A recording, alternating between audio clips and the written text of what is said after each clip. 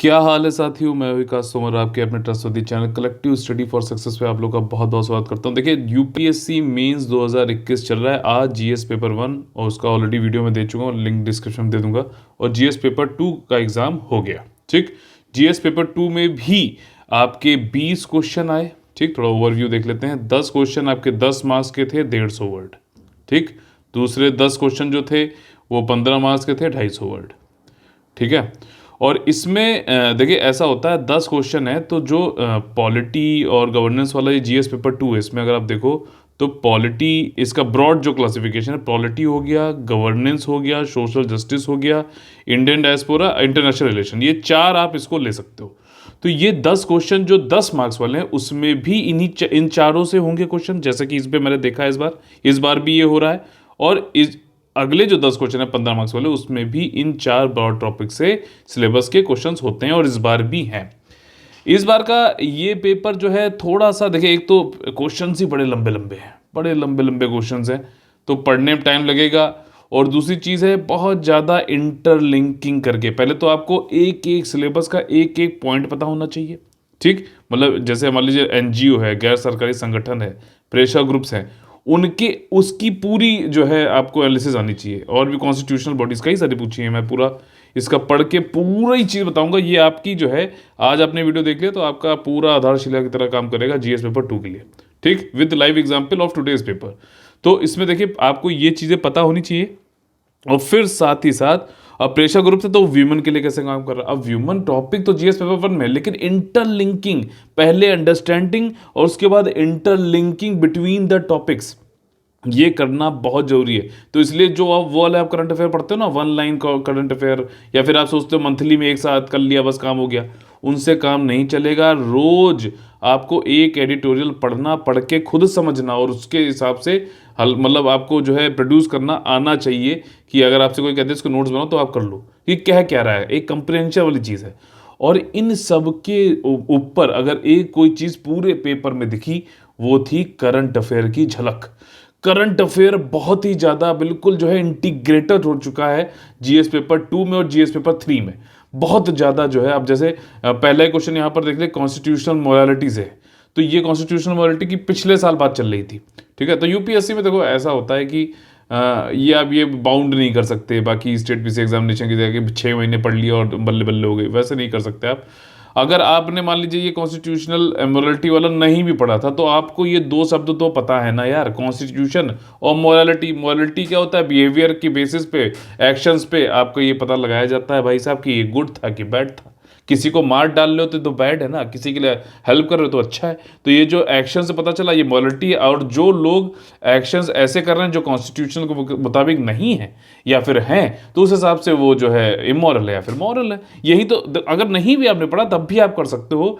ये general studies paper 2 में मतलब और बाकी में भी एक खासियत है। जीएस पेपर 3 में थोड़ा स्पेसिफिक रहता है। तो यहाँ पर करंट अफेयर पूरे में और फिर कई सारे टॉपिक्स का जो है इसमें समावेशन करके इंटरलिंकिंग, जो मैं हमेशा आप लोगों से कहता हूँ कि इंटरलिंकिंग अगर नहीं किया तो भैया दिक्कत है। आपको पहले समझ में आए फिर इंटरलिंकिंग करो, इंपॉर्टेंट है। इसके बाद लिमिटेड रिसोर्सेज रखो। ठीक, बिल्कुल ऐसा मत करो कि XYZ जितना भी मटेरियल मिल रहा है सब जाके, बिल्कुल आपको डिस्ट्रिक्ट कलेक्टर बनना है, मटेरियल कलेक्टर नहीं बनना है। ठीक, इसमें क्या है कि आपको लक्ष्मीकांत आपके पास है, ठीक, 10th और एनसीईआरटी जो आपके पास है, बस इनको पढ़ लो। करंट अफेयर में जो आता जाए उसको जो है आप अपना रिवाइज करते चलो। मेंस के लिए मैं एक बार जरूर कहूँगा कि एक बार रीडिंग डीडी वासु की लगानी चाहिए। उसमें थोड़ा सा मेंस के पर्सपेक्टिव से ज़्यादा अच्छा समझ, ज़्यादा अच्छी बिल्डअप करी गई है। ठीक, और बाकी थोड़ा सा पेपर लेंदी साइड पे था, तो किसी ने अगर बहुत ज़्यादा इंटरलिंकिंग करने में और ये प्रैक्टिस नहीं करी होगी तो उसको ज़रूर पेपर छूटा होगा ये। ठीक है, इन जनरल बाकी निगेट करने के लिए तो कोई भी कह देगा कि हाँ निगेट। तो चलिए देखिए, अब इस क्वेश्चन पेपर को मैं क्या करूँगा कि पेपर का सिलेबस से कहाँ से पूछा गया, ठीक, ये बताऊँगा। क्वेश्चन के क्या क्या पार्ट्स को आपको वो करना, पूरी एनालिसिस है यहाँ पर। कितने पार्ट्स में आपको तोड़ना चाहिए था वो बताऊँगा। ठीक, कहाँ से आपको जो है ये पढ़ना है वो भी, और आगे क्या करें, ब्रॉड टॉपिक्स कैसे क्या बन रहे हैं, ये सारी चीज़ें। तो ये पूरी एक एनालिसिस होने वाली है जीएस पेपर 2 की, यूपीएससी मेंस 2021 वाली। तो चलिए स्टार्ट कर लेते हैं। देखिए पहला जो क्वेश्चन मैंने आप लोगों को बताया, ये अब पिछले साल 2020 में मई जून में चल रहा था। तो इन्होंने क्या किया है, पहले पढ़ देता हूँ। कई लोग कहते हैं कि सर आप पढ़ते नहीं, आप आपकी समझ के हिसाब से तो है ना, हम भी तो सुनना चाहते हैं, तो सुनिए। संवैधानिक नैतिकता की जड़ संविधान में ही निहित है और इसके तात्विक फलकों पर आधारित है। संवैधानिक नैतिकता के सिद्धांत की प्रासंगिक न्यायिक निर्णयों की सहायता से विवेचना कीजिए। ठीक, 10 मार्क्स का क्वेश्चन है, 150 शब्दों में करना है। ठीक, मेरे ख्याल से कितने शब्द का, तो क्वेश्चन ही 50 शब्द का हो गया ये। Constitutional morality is rooted in the Indian constitution itself and is founded on its essential facets. Explain the doctrine of constitutional morality with the help of relevant judicial decisions. अब देखो constitutional morality भी पूछ रहा है, साथ ही साथ judicial जो decision है उनसे लिंक करके पूछ रहा है। तो आपको constitutional morality पता होनी चाहिए, साथ ही साथ आपको judicial decision भी बताने। तो कुछ decision जैसे केशवानंद भारती, ठीक, बेसिक स्ट्रक्चर जो है कॉन्स्टिट्यूशन का, भाई कॉन्स्टिट्यूशन को बचा रहा है तो कॉन्स्टिट्यूशन की मॉरलिटी को जिंदा ही रख रहा है ना। सबरीमाला हो गया, उसमें क्या था भाई, व्यूमन की आज़ादी, ठीक, उसके राइट्स, आपके फ्रीडम टू रिलीजन और फ्रीडम टू मतलब लाइफ, ठीक, राइट टू लाइफ, ये सारे थे। तो उस सबरीमाला केस भी हो सकता है। इसी तरीके से नाज फाउंडेशन था जिसमें डिक्रिमिनलाइज कर दिया गया था आपका होमोसेक्सुअलिटी। तो ये सारे आप केस, ऐसा नहीं कि कोई स्पेसिफिक केस ही लिखो, आप लिख सकते हो कि हाँ जुडिशियल डिसीजन कुछ ऐसे आए जिसमें कि कॉन्स्टिट्यूशन की जो मोरालिटी है उसको जिंदा रखने की कोशिश की गई। अब देखो ये तो आपको आसानी से जो है अभी करंट अफेयर में आप कर सकते थे, आप जो है लक्ष्मीकांत से करिए, डीडी वासु जरूर एक बार पढ़ लीजिएगा अगर मेंस का कर रहे हैं तो, प्रीलिम से पहले पढ़ लीजिए, मैं तो कहता हूँ आपसे। ठीक, और आगे क्या करना है इसके लिए, स्ट्रेटजी क्या है, जितने भी डॉक्ट्रिन्स हैं, डॉक्ट्रिन ऑफ एसेंशियलिटी, सबरीमाला में क्या हुआ था कि डॉक्ट्रिन ऑफ एसेंशियलिटी को ओवरकम करके कॉन्स्टिट्यूशनल मॉरलिटी को ज़्यादा जो है अपहोल्ड किया गया था। डॉक्ट्रिन ऑफ एसेंशियलिटी समझ में आ रहा है ना, जैसे कि जो आपका अयोध्या वाले केस में भी था। ये सब चीज़ें करंट अफेयर से, अगर आप करंट अफेयर वैसे ही पढ़ते हो ना शॉर्ट कट वाले में तरीके से कि भैया वो वन वर्ड वाला दे दो, वन लाइन, तो आपको नहीं समझ में आएगा। जैसे मैं आपको पढ़ाता हूँ कलेक्टिव स्टडी फॉर सक्सेस के डेली सुबह 6 बजे, अगर उसको आप दे के चले पूरी समझ, तब आपको ये सारी चीज़ें बिल्कुल क्लियर होंगी और तभी एग्जाम निकलेगा। प्रीलिम्स तो फिल्टर है, मेंस में जो है रैंक बनती है। ठीक, अगला जो हमारा क्वेश्चन है यहाँ पर वो है आपका कि ग्रेटर रिप्रेजेंटेशन होना चाहिए व्यूमन का in higher judiciary. Higher judiciary मतलब हाई कोर्ट और सुप्रीम कोर्ट, टू इंश्योर, इसकी वजह से जो है डाइवर्सिटी, इक्विटी और समावेशन जो है हो पाएगा। ठीक, तो मतलब यहाँ पर विविधता, समता और समावेशता सुनिश्चित करने के लिए उच्चतर न्यायपालिका में महिलाओं के प्रतिनिधित्व को बढ़ाने की वांछनीयता पर चर्चा कीजिए।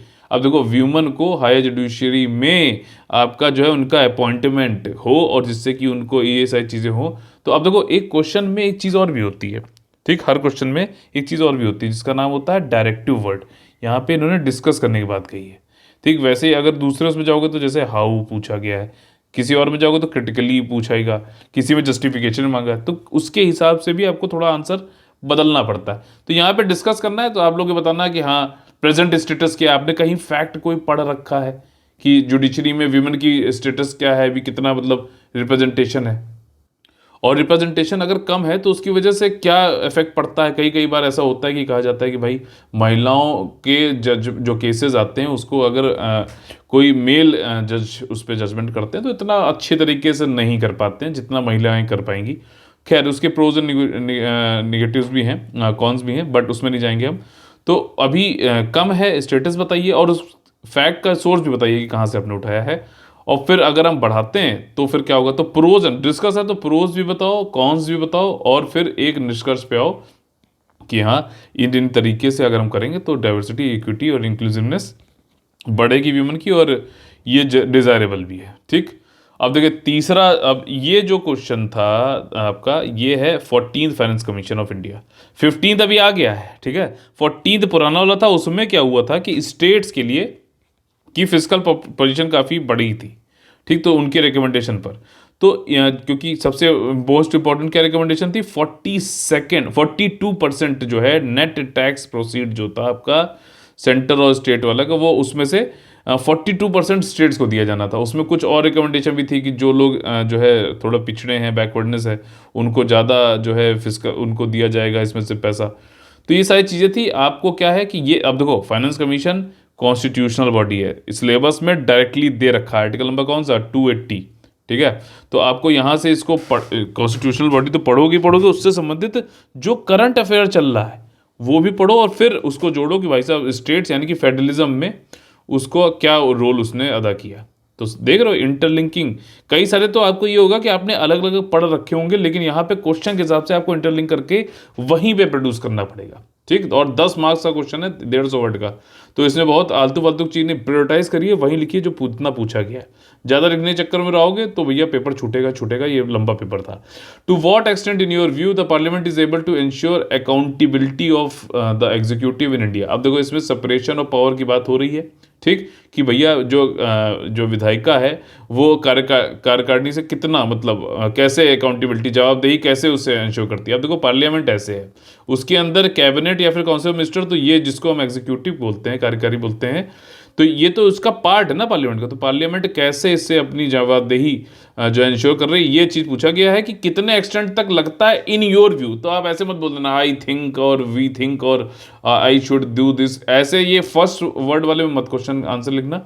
आप ये बताओ कि हाँ अभी जो जैसे कि आता है ना हर सेशन के बाद में कि कितने वर्किंग आवर्स हुआ, क्या इफेक्टिविटी थी, ठीक है ना, कैसे जो आपने ज्वाइंट पार्लियामेंट्री कमेटी या फिर एडहॉक कमेटी, स्टैंडिंग कमेटी बन रही है, डिस्कशन हो रही है कि नहीं हो रही, इन सबको जो है पेश करो, प्रोज एंड कॉन्स बताओ और फिर आगे क्या हो सकता है बेहतर वो बता दो। ये मत करना हाँ हाँ मुझे लग रहा है कि जो है पार्लियामेंट बहुत अच्छा काम कर रहा है, लेकिन अभी नई गवर्नमेंट आ गई, वो ज़्यादा ही कुछ अपनी वो चला रही है, ऐसे मत लिखने लगना, ठीक है ना। तुरंत हो सकता है निगेटिव में मार्क्स दे दे। तो ये चीज़ है। पांचवा क्वेश्चन जो है आपका प्रेशर ग्रुप्स डायरेक्टली मेंशन्ड है।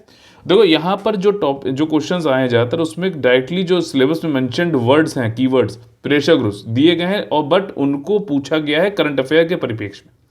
तो यहाँ पर उन्होंने बोला कि ये बोला भारत में सार्वजनिक नीति यानी पब्लिक पॉलिसी बनाने में दबाव समूह यानी कि प्रेशर ग्रुप्स महत्वपूर्ण भूमिका निभाते हैं। समझाइए कि व्यवसाय संघ सार्वजनिक नीतियों में किस प्रकार योगदान करते हैं। अब देखो व्यवसाय संघ जैसे कि एसोचैम हो गया, नेस्कॉम हो गया, ठीक है, आपका फिक्की हो गया, सीआईआई हो गया, तो ये सब लोग जो है आपने देखा होगा बजट से पहले फाइनेंस मिनिस्टर से इनकी मीटिंग हो रही होती है। अभी आप देखना जब 1 फरवरी को जब बजट आएगा उससे पहले ये न्यूज़ में आता है कि सीआईआई वाले जो इंडस्ट्री बिजनेस एसोसिएशन जाके फाइनेंस मिनिस्ट्री से मिल रहे हैं।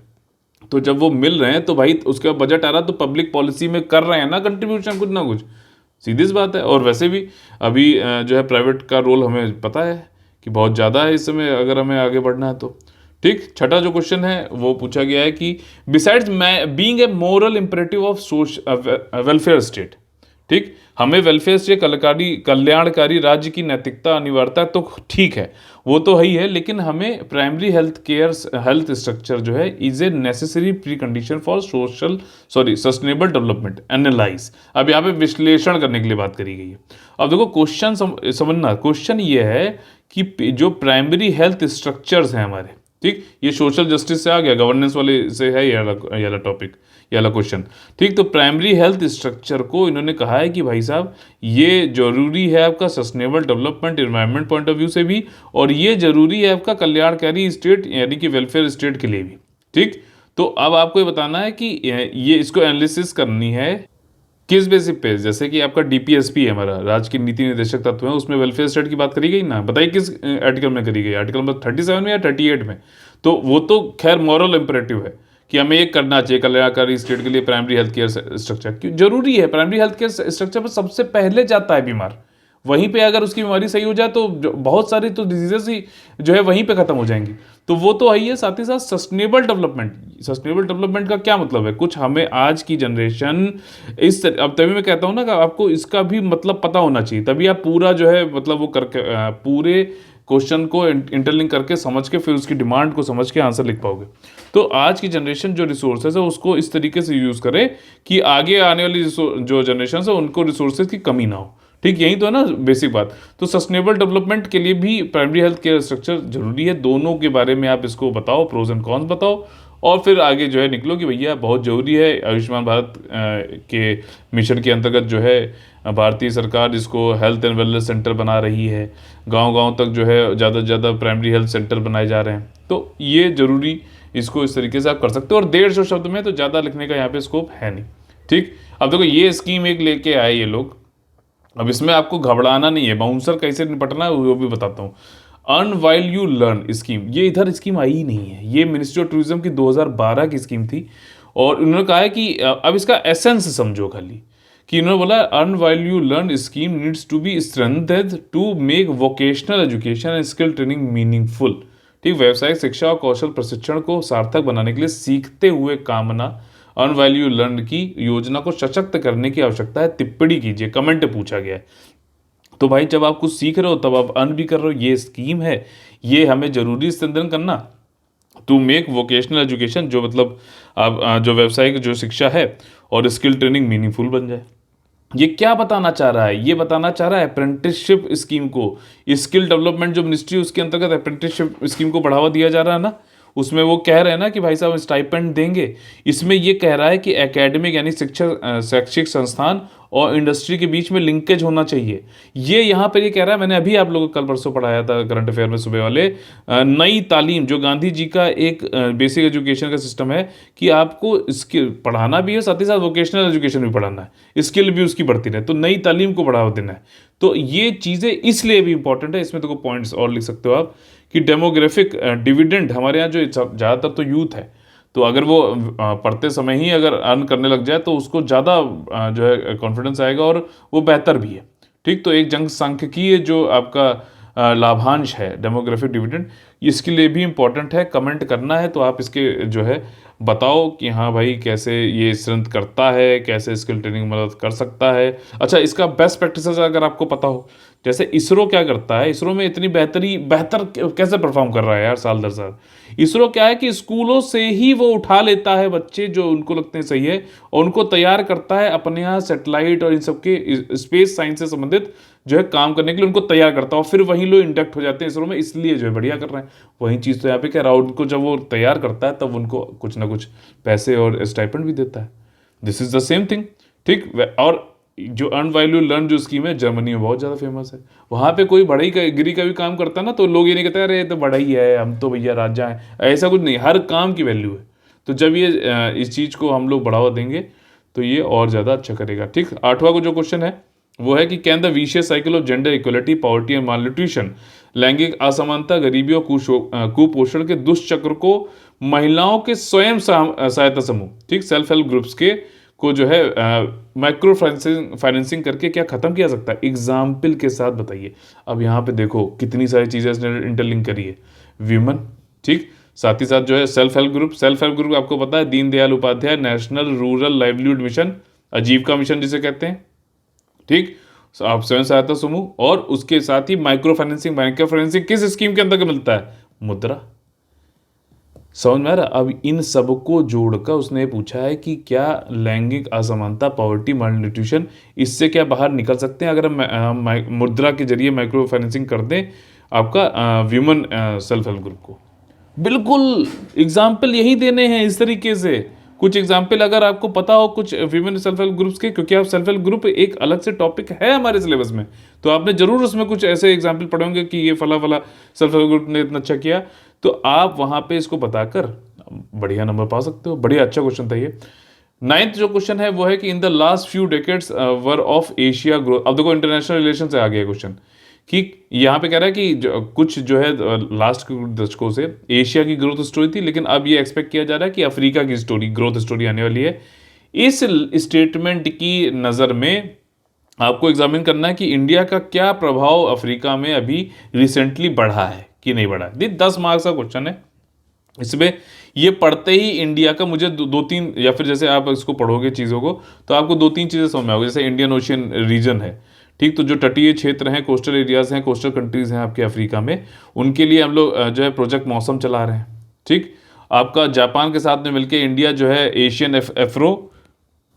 एशियन अफ्रीकन ग्रोथ कॉरिडोर चला रहे हैं। ठीक है, तो ये चीज़ कर रहे हैं। इंडिया बहुत ज़्यादा बड़ी मात्रा में अभी हाइड्रोक्सी क्लोरोक्विन जो मलेरिया वाली संबंधित है, मतलब हम दवाइयाँ भी बहुत ज़्यादा मात्रा में अफ्रीका में देते हैं, तो सॉफ्ट पावर इंडिया की बहुत ज़्यादा जो है वहाँ पर है।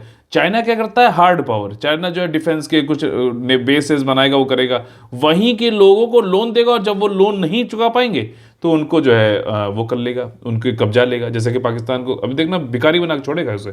तो यहाँ पे क्या है कि आपका इंडिया जो काम कर रहा है कि उनकी मदद करना, फार्मास्यूटिकल दवाइयों से संबंधित, इंडियन पीस कीपिंग फोर्सेस जो आपका पीस कीपर्स होते हैं, उसमें इंडिया के बहुत ज़्यादा कंट्रीब्यूशन है, इंडिया की तरफ से जो मैन जा रहे हैं। तो वो आपका एशिया में, अफ्रीका में काम कर रहा है। बाकी अफ्रीका में हमारा कई सारे जो एंटरप्रेन्योर्स हैं वो जाके वहाँ पे जो है एम्प्लॉयमेंट दे रहे हैं। तो ये सारी चीज़ें हमको यहाँ पर लिखनी थी। अगला जो 10वां क्वेश्चन है वो है, अब देखो यहाँ पे यूएसए वर्सेस चाइना का इन्होंने पूछ लिया कि USA is facing an existential threat, मतलब कि यूएसए गायब हो सकता है in the form of China that is much more challenging than erstwhile Soviet union.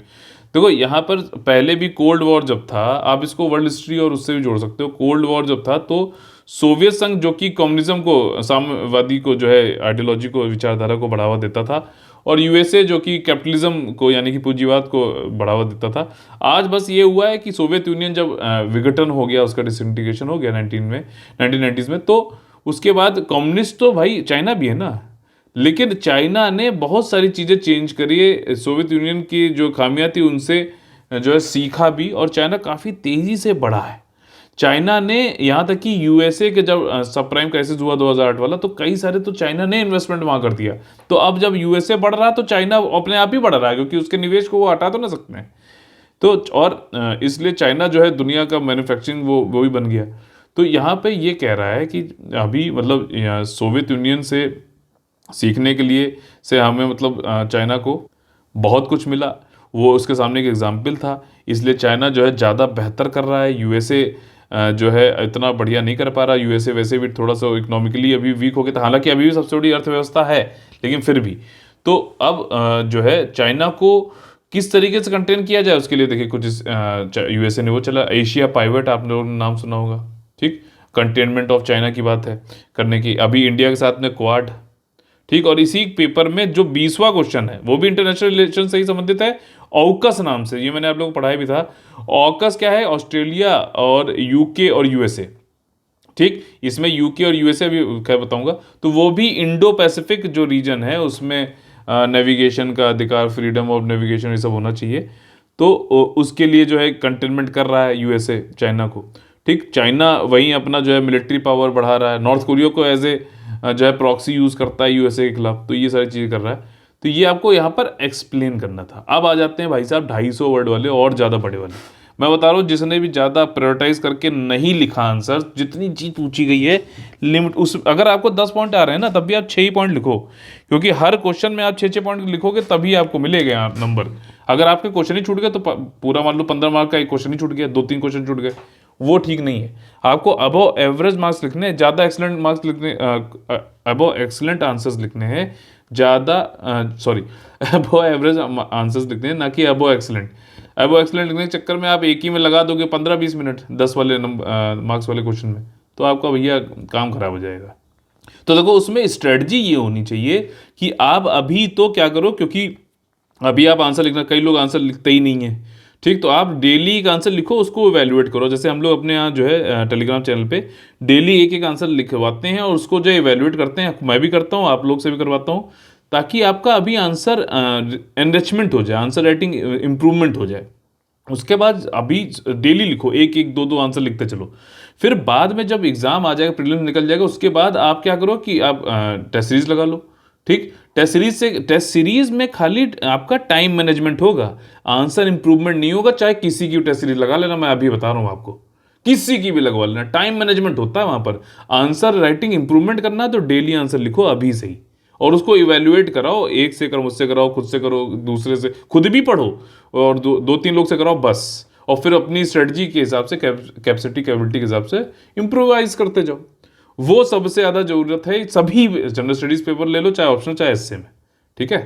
तो देखिए यहाँ पर 11वां क्वेश्चन जो था, अब यहाँ पे सीबीआई का इन्होंने पूछा और फेडरलिज्म से जोड़ दिया। सीबीआई को बता दिया कि सीबीआई जो है वो एफआईआर कंडक्ट करना, तो स्टेट उसको रोक तो सकता है कि भाई साहब नहीं कर सकते, तो हमारे यहाँ क्यों घुस रहे हो। जैसे कि अभी पीछे ये भी करंट अफेयर से है, पीछे अभी वेस्ट बंगाल ने अभी सीबीआई को बहुत ज़्यादा वो मना किया था ना, तो इसी चक्कर में ये क्वेश्चन पूछा गया है। और फिर लेकिन उन्होंने कहा कि लेकिन स्टेट जो है सीबीआई को कंसर्न ना दे, ये एब्सोल्यूट नहीं है।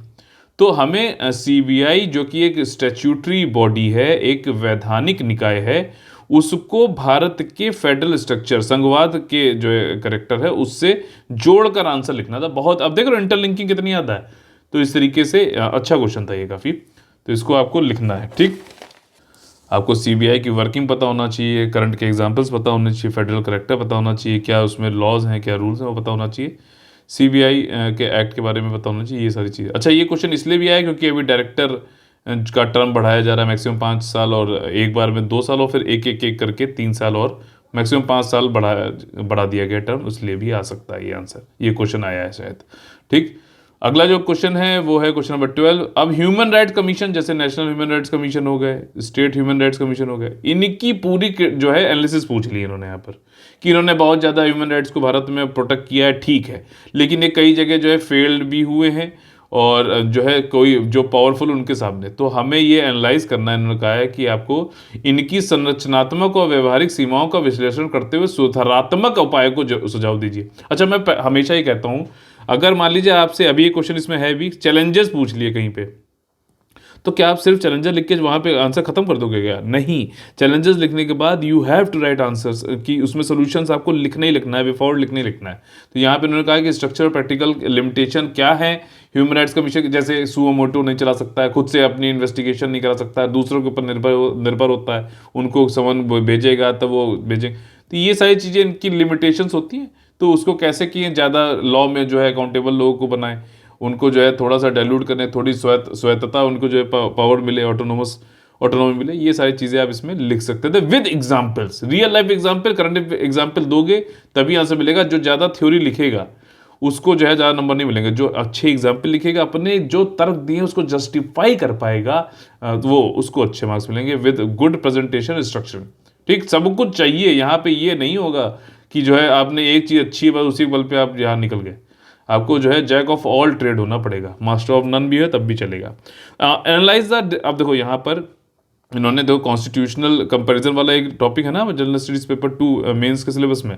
मेंस का सिलेबस जरूर पढ़ो यार, कंठस्थ तरीके से एक एक शब्द उसको ढंग से पढ़ लो और फिर उसके हिसाब से तैयारी करो। तो यहाँ पे भारत में और यूएसए में राइट टू इक्वलिटी यानी कि समता का जो अधिकार है उसका क्या डिस्टिंग्विशिंग फीचर है, ये वैसे पूछा गया है। जैसे यूएसए में क्या है, procedure due process of law है, ड्यू प्रोसेस ऑफ लॉ के हिसाब से जो है हमारा काम होता है। इंडिया में क्या है जो लिखा हुआ है वो है procedure established by law, 14th article अगर आप पढ़ोगे प्रोसीजर स्टेब्लिश्ड बाय लॉ।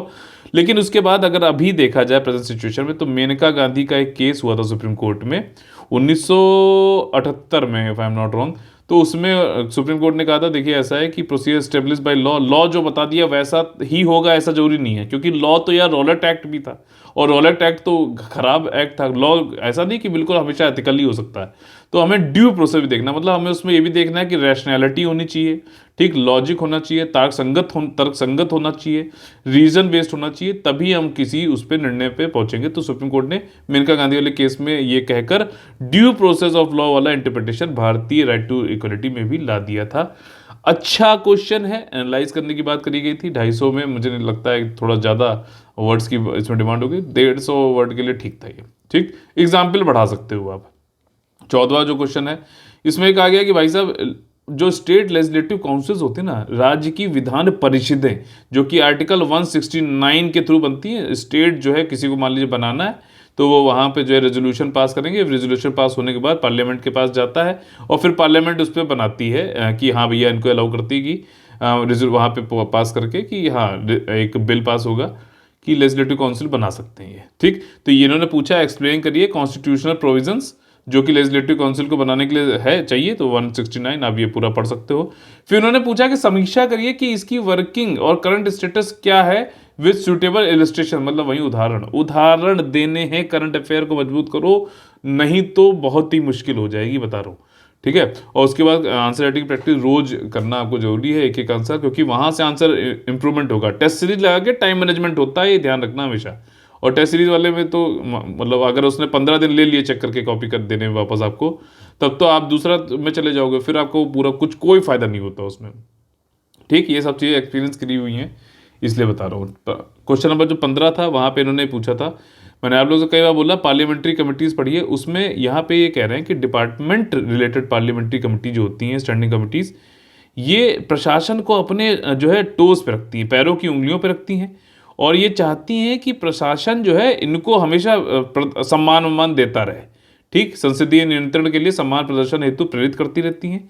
और इसीलिए अब इन्होंने इसी पे पूछा है कि आप इवैल्यूएट करिए, मूल्यांकन करिए उपयुक्त उदाहरणों के साथ ऐसी समितियों के कार्य। तो एक तरीके से department related parliamentary standing committees जो है, बजट में भी आपने इनके बारे में पढ़ा होगा, तो जैसे कि मिनिस्ट्री ऑफ टूरिज्म है तो उसकी एक department related parliamentary standing committee अलग होगी, ठीक है, फाइनेंस की अलग होगी। तो ये सारी पार्लियामेंट्री कमिटीज, अच्छा इनका रोल क्या है? इनका रोल यही है कि पार्लियामेंट के जो सांसद हैं, अपोजिशन से भी होंगे और जो है वाले भी होंगे जो पावर में है, वो लोग मिलकर जो भी डिपार्टमेंट है, ठीक, उसके ऊपर देख रेख करते हैं। तो एक तरीके से अकाउंटेबिलिटी रखते हैं, पार्लियामेंट अकाउंटेबिलिटी रखता है, जवाबदेही रखता है एग्जीक्यूटिव पर, वही वाला है सेपरेशन ऑफ पावर वाला गेम।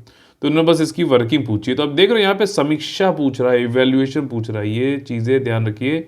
ये आपको चाहता है कि भैया एनालिटिकल माइंडसेट आपका बनिए, रीजन बेस्ड बने, रैशनल आप सोचो, लॉजिकल सोचो, बायस ना हो, ये सारी चीज़ें। 16वां जो क्वेश्चन है वो है, अब देखो ये वाला क्वेश्चन इन्होंने घुमा के पूछा। उन्होंने पूछा हैज़ डिजिटल लिटरेसी, इलिटरेसी मतलब कि डिजिटल अक्षरता जो है, निरक्षरता जो है आपकी, और पर्टिकुलरली ग्रामीण क्षेत्रों में, ठीक, लोग को नहीं आता मोबाइल चलाना इतना, और साथ ही साथ वहाँ पे lack of information and communication technology accessibility, मतलब वहाँ पे अभी नेटवर्क भी नहीं पहुँचा, इंटरनेट भी नहीं पहुँचा है।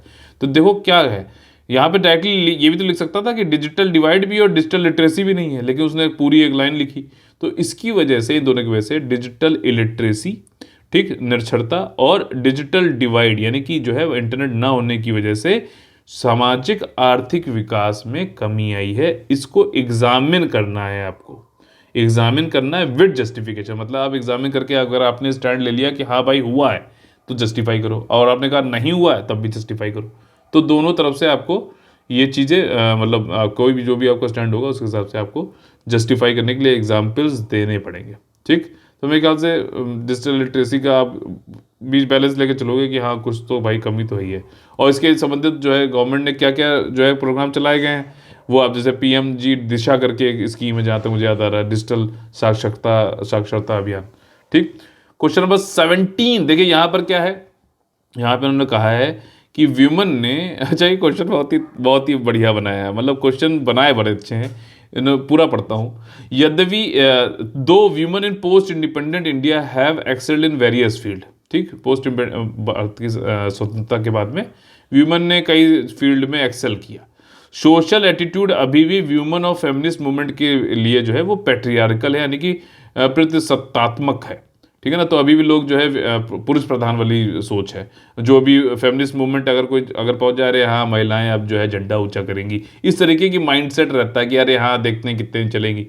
तो इतना कुछ करने के बावजूद भी अभी भी पेट्रियार्कल माइंडसेट से ही देखा जाता है व्यूमन या फिर फेमिनिस्ट के जो भी आंदोलन हो रहे हैं, ठीक। तो ये चीज़ है। तो अब यहाँ पे क्वेश्चन ने उसने ये पूछा है कि भाई साहब apart from women education and women empowerment scheme, मतलब इनके बारे में नहीं लिखना है, ये तो है ही है, ये तो चल ही रहा है, आपको इंटरवेंशन बताने हैं जो कि हेल्प कर सकते हैं इस मेल्यू में, मतलब कि जो अभी ये चल रहा है पेट्रियार्कल माइंडसेट, इसमें किस तरीके से हेल्प कर सकता है। तो भाई कैसे करेगा? व्यूमन एम्पावरमेंट एजुकेशन तो आप ज़्यादातर तो हो सकता है इसी भी लिख दे, नहीं, आपको लिखना है कि यही सब चीज़ें अब मेन को बतानी है, क्योंकि पेट्रियार्कल माइंडसेट को चेंज करना है ना। तो आप मेन को जो है जागरूक करो, मेन को जो है सेंसिटाइज करो, जेंडर जो है इक्वलिटी के लिए सेंसिटाइज करो, आप उनको अवेयर करो, ठीक। इसके अलावा जो है आप सर्विसेज सेक्टर को बढ़ाओ।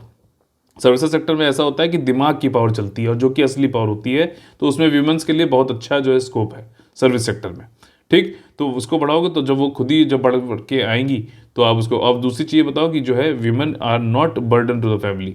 आप देखो ना कितनी वीमेन तो भाई बड़ी बड़ी कंपनियों के बनने, तो उनको बेस्ट प्रैक्टिसेस, बेस्ट एग्जाम्पल वो सब बताओ, उनको सेंसिटाइज करो।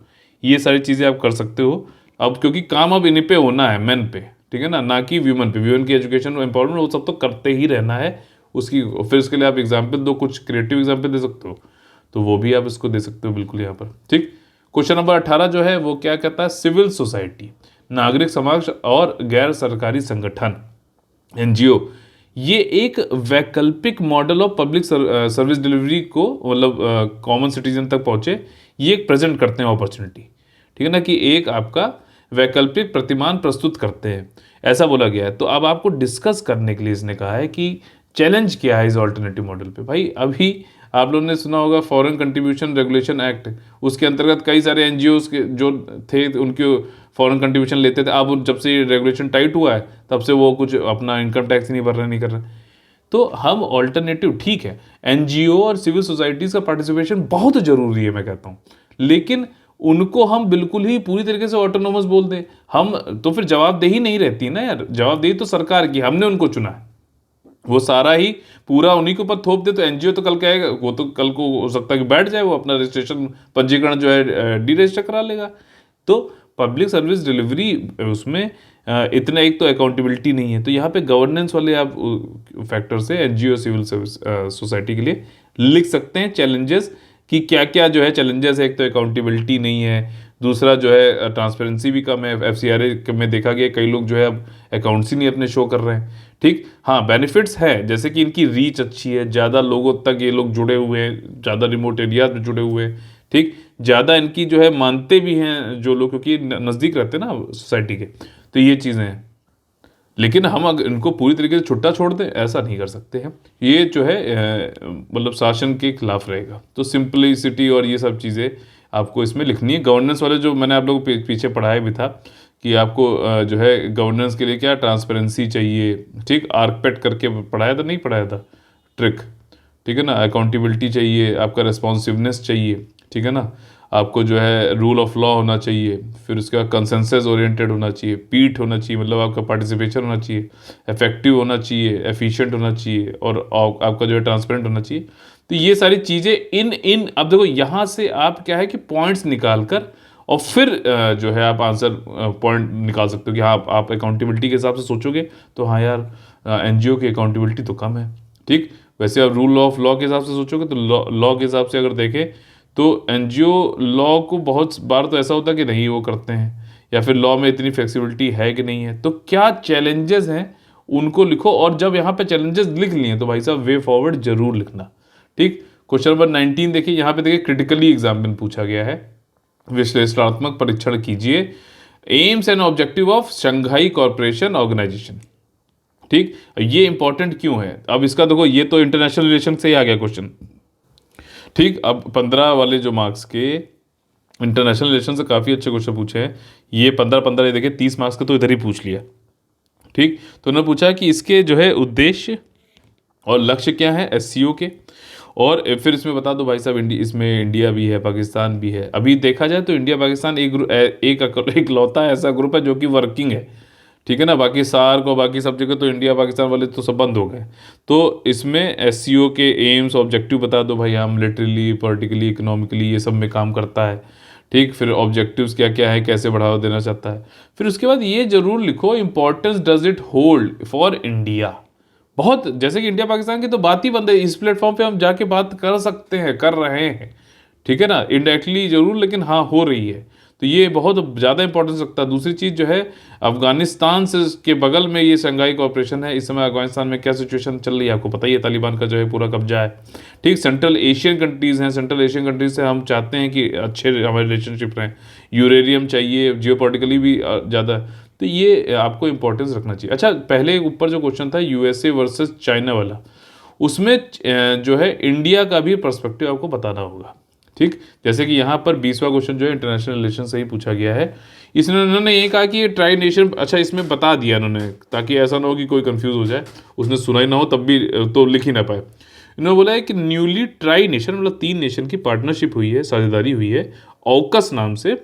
ये काउंटर करना चाहता है चाइना के एम्बिशंस को in the Indo Pacific reason, ठीक है ना, वही साउथ चाइना सी पे अपनी बताता रहता है ये हमारा है, ये सारी चीज़ें, ठीक। तो इन्होंने ये स्टेटमेंट बता दिया। तो आप देखो इस क्वेश्चन के 3 पार्ट बनेंगे। पहले तो आप ऑकस के बारे में बता दो, ठीक। दूसरे में इन्होंने यहाँ से क्वेश्चन पूछना स्टार्ट किया कि जो है is it going to supersede the existing partnership in the region, Indo Pacific region में भाई साहब क्वाड है ना, तो यहाँ पे एक तरीके से ऑकस वर्सेस क्वाड का इसने क्वेश्चन पूछा है। क्वाड में क्या है, इंडिया, यूएसए, जापान और ऑस्ट्रेलिया। तो क्या ये कह रहा है कि क्या उसको जो है ओवरकम कर लेगा, सुपरसीड कर लेगा क्या, ठीक, साझेदारी का स्थान लेने जा रहा है। तो उसमें आप बताओ नहीं, अलग अलग, क्योंकि ऑकस में तो भाई क्या है, ऑस्ट्रेलिया को यूएसए यूके मिलके मदद करेंगे ऑस्ट्रेलिया को जो है न्यूक्लियर पावर्ड पनडुब्बी दिलाने में, ठीक। तो ये बल्कि क्वाड में अगर देखो तो उसमें तो बहुत ज़्यादा बड़ा स्कोप है।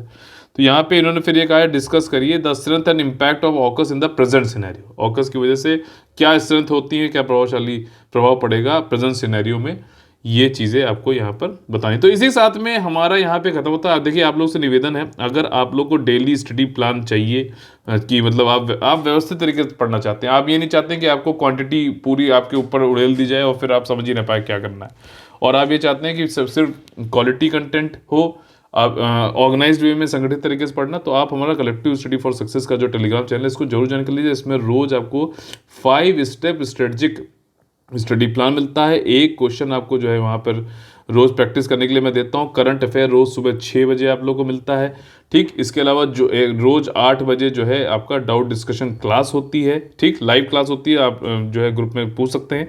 तो ये सारी चीज़ें हो रही हैं एकदम फ्री ऑफ कॉस्ट, ठीक। अभी इसका कोई भी चार्ज नहीं किया जा रहा है, आगे भी बहुत ही नॉमिनल चार्ज होगा अगर होगा तो, ठीक।